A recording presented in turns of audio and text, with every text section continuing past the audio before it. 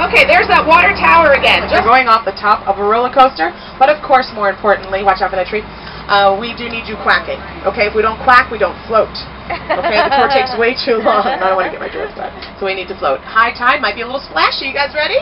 Here we go on the count of 3. 1, 2. Okay, hands in the air. Hands in the air. Hands in the air. 3. Quack, quack, quack, quack, quack, quack, quack, quack, quack, quack, quack, quack, quack, quack. Woo!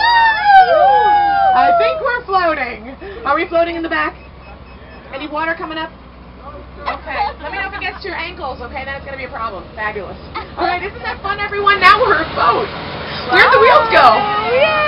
Where'd the wheels go? Who cares? We don't need them anymore. Everyone, take a couple moments to yourselves right now. Sure, look around, take some photographs. We are going to take a break later on. During that longer break, we'll have time to stand up, move around, take photos of each other. I will even come around at that point and help take photos of you and your groups and your families.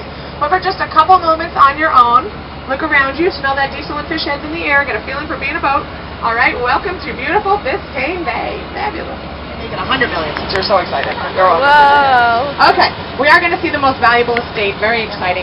Where we are going to see these lovely homes today are, when we look off to the left in the distance, we will be looking at the Venetian Islands.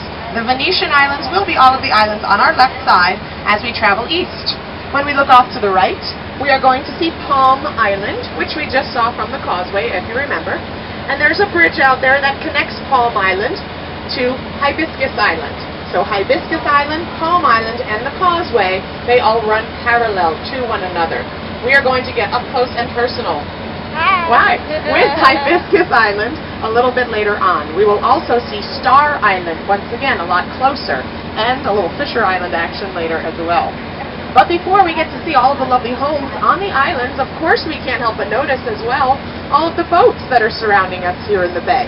Now the boats that we have out here are from all over the world. Okay, some may be from Australia, some from Nova Scotia, from Texas, from everywhere. And some of these boats are considered live-aboards. Live-aboards. Do any of my model friends want to tell everybody what that means when we call them live-aboards?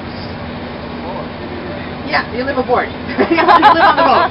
So good looking. Okay, we can usually tell the boats where someone is actually living because they'll have those little tiny boats attached to them. We saw one when we first came into the water. You got to look around for them attached to the boats. Little tiny boats. There's one out there. What are those little tiny boats called? Starts with the letter D. It's called a dinghy. Isn't it fun to say? Everybody say it. Dinghy. Dinghy. You said dinghy. Okay, here's the thing. If you see their dinghy, it usually means that they are home because that dinghy is like their car parked in their driveway, right? Every time they want to get to land, they don't take the whole house with them. They just jump that little tiny dinghy like it's a car, and they zippity-doo-dah over to land to go about what they got going on over there. Now, keeping in mind the pricey real estate I was just telling you that we have in the neighborhood right around here, would anyone like to take a wild guess as to how much money per month our live-aboard friends are paying to anchor their houses out in this fancy neighborhood and live? Monthly rent. Throw me a number. What do you got, Clyde? What do you got? Anyone want to guess? Okay, sometimes people will say $1,000, $2,000, $10,000, all these crazy numbers, but you know what? It's zero. It's free. Everybody get your boats, grab your dinghies. Come down here, you can live for free. Spending all the money in Virginia, you can live here for free. Okay, why is it free? I'll tell you. Years ago, the city of Miami decided to market Biscayne Bay out here to boaters all around the world to come here to live for free because our live-aboard friends, they usually tend to have a little extra cash to throw around. Okay, a little extra coin, lots of cheese, if you will. Lots of our folks out here, they have big houses elsewhere in the world. They'll take a year away from home to jump in those fancy boats and sail around the world. Miami just invites them, hey, while you're out there floating around in the ocean, why don't you come over and live for free for a while over here? Because when they're here, they're spending their money here. They're dancing it up at the nightclubs at night, right? What? Eating in our restaurants, buying their art from our art galleries, shipping it back home. They're spending while they're here. Miami says thank you.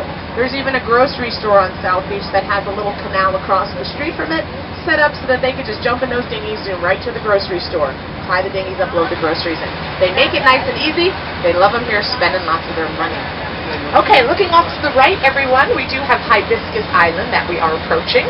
Now, on our return trip back to land during our break, we're going to travel nice and close along the coastline here of Hibiscus, so close to these houses, we're going to be able to zoom our cameras in and see what they're cooking for lunch. Okay, that's how close we're going to get to these beautiful houses on our return trip back to land.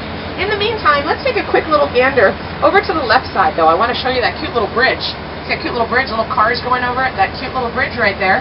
It's called the Venetian Causeway. The Venetian Causeway. Now, it's in this exact location where back in 1913, the world's longest wooden bridge stood. The bridge, it was built by a man named John Collins. When the bridge was finished, it was called the Collins Bridge. And it actually went from the city of Miami 2.5 miles all the way over to Miami Beach. Prior to that bridge being built, the only way to get onto Miami Beach, which is an island, was by ferry. So once they built that bridge, everyone was so excited they could now just drive over to the island instead of taking that big old ferry. Now, as we look at this little tiny bridge today, well, it looks like a little tiny bridge. Now, it does not look like it's 2.5 miles long anymore. It does look like it's shrunk. What happened? I'll tell you. Back when this bridge was originally built, none of these islands were here. So all the islands that we're looking at and talking about today, all of these Venetian islands, Hibiscus Island, Poem Island, Star Island, even Fisher Island that we'll see later, they're all fake islands. They're inflatable. No, they're not inflatable, but they are man-made. All of our islands were dredged up, scooped up out of the bottom of the bay. They were just built up around the 2.5-mile bridge so that we could put the pricey real estate on top. Everybody loves waterfront property. Who doesn't? Today, the same route of the bridge still there. It's just that now it goes through the islands, over the water, through the islands. Shortly, you'll see it come out the other side. Still goes all the way to Miami Beach, 2.5 miles. Now, the bridge was built in 1913. In the early 20s, our islands were built. 1926 comes along. We have an enormous Category 4 hurricane. Direct hit, blows over Miami Beach, blows over Miami, destroys 80% of what was built here at the time. Now, this is prior to our Art Deco district being built on the island, prior to them even naming hurricanes. It was just a hurricane in 1926, blows away the houses on these islands, damages the bridge, makes a big old hurricane mess. 1926, however, very long time ago. Everything's been rebuilt. Our bridge, no longer made of wood, because wood doesn't last long in hurricanes. It is, however, the same exact route as it was in 1913, and still today a very nice scenic way to get back and forth from South Beach directly to downtown. If while you're here you have a bicycle, car, want to go for a long walk, hop on 17th Street in South Beach, which is 1 block north of our duck office. Head west away from the ocean. 17th Street will turn into this Venetian Causeway and take you right downtown. 25-mile-per-hour speed zone comes in really handy when they close the big bridge down for 4 days to film a random movie. Okay, that is how you get on and off the island. Alright, the bay we are in right now, everybody, Biscayne Bay, is very shallow. It is only about 8 feet deep in low tide and 12 feet deep in high tide. And for those of you that follow the metric system, it is 8 feet deep in low tide and 12 feet deep in high tide. Alright, that's the do it, Captain. Alright, anybody on board here today speak Spanish? Espanol? Anybody? Espanol? Nobody? Nobody speaks Spanish. Wow, this is the only place in all of Miami where this many people are this close together. Nobody speaks Spanish, really? Okay, the reason I'm asking, I'm about to play a song. The song is going to be in Spanish. None of us are going to have any idea what she's saying. Okay, but we might know the artist who sings the song. She is from Mexico. She's in her early 40s. She's a pop singer. You can dance if you want. Let's see if you know who this is.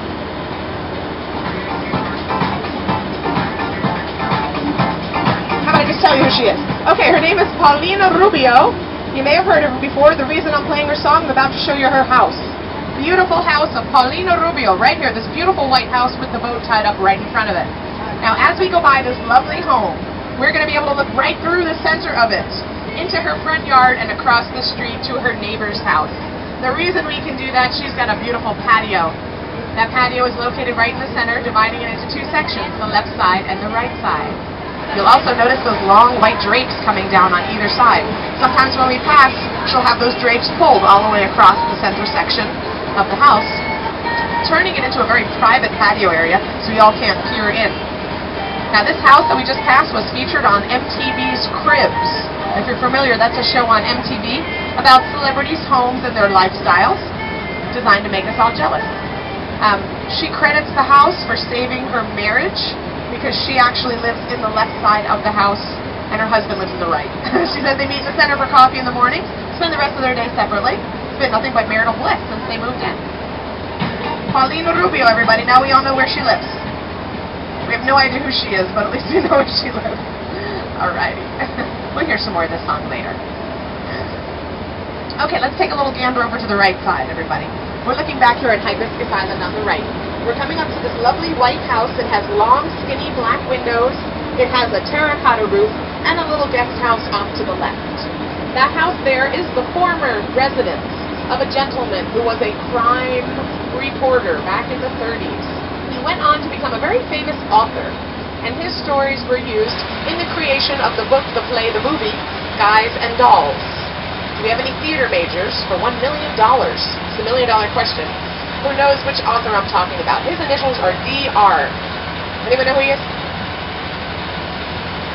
How about I just tell you? Okay, his name was Damon Runyon. Damon Runyon.